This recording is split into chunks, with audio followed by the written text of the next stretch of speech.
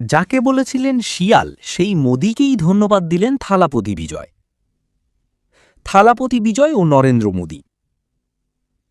তামিলাগা ভেট্রি কাজাগাম টিভিকে নেতা ও অভিনয়শিল্পী থালাপতি বিজয় তার জয়ের পর শুভকামনা জানানোর জন্য ভারতের প্রধানমন্ত্রী নরেন্দ্র মোদি ও কংগ্রেস এমপি রাহুল গান্ধীকে ধন্যবাদ দিয়েছেন। তামিলনাড়ুর এবারের নির্বাচনে থালাপতি দল জয়লাভ করায় বহু বছরের দুই রাজনৈতিক দল নির্ভরতার বাইরে গিয়ে রাজ্যের রাজনীতিতে নতুন হিসাবে নিকাশ শুরু হয়েছে বলে মনে করছেন অনেকেই।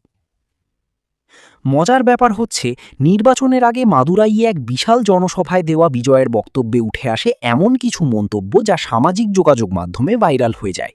সে সময় মোদিকে উদ্দেশ্য করে থালাপতি বিজয় বলেন, সিংহ সবসময় সিংহই থাকে, সে একবার গর্জন করলে ৮ কিলোমিটার দূর পর্যন্ত প্রতিধ্বনি শোনা যায়। জঙ্গলে যত শিয়ালই থাকুক, রাজা সবসময় সিংহই থাকে। ওই সময় বিজয় আরও বলেন, আমাদের একমাত্র আদর্শিক শত্রু বিজেপি এবং রাজনৈতিক শত্রু ডিএমকে। টিভিকে কোনো সুবিধাভোগীদের দল নয়, তেমন কারো সঙ্গে আমরা জোটবদ্ধ হব না। মঙ্গলবার ৫ মে সন্ধ্যায় সামাজিক যোগাযোগ মাধ্যম এক্সে দেওয়া এক পোস্টে বিজয় লেখেন, শুভকামনার জন্য আপনাকে ধন্যবাদ মাননীয় প্রধানমন্ত্রী। মানুষের ভালো চাওয়াটাই আমাদের একমাত্র লক্ষ্য। রাজনীতির ঊর্ধ্বে আমরা তামিলনাড়ুর উন্নয়ন ও রাজ্যের জনগণের কল্যাণে মনোনিবেশ করব। এক্ষেত্রে আমরা কেন্দ্রীয় সরকারের সহযোগিতা কামনা করি। নির্বাচনে জয়ের পর থালাপতি বিজয়ের সঙ্গে ফোনালাপে তাকে অভিনন্দন জানিয়েছেন রাহুল গান্ধী।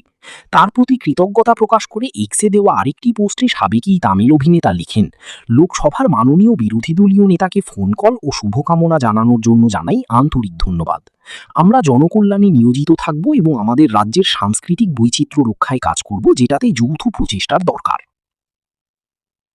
এবারের নির্বাচনে বিজয়ের দল ১০৮টি আসনে জয়লাভ করেছে, তবে সরকার গঠনের জন্য প্রয়োজনীয় ১১৮টি আসন পায়নি কোনো দলই।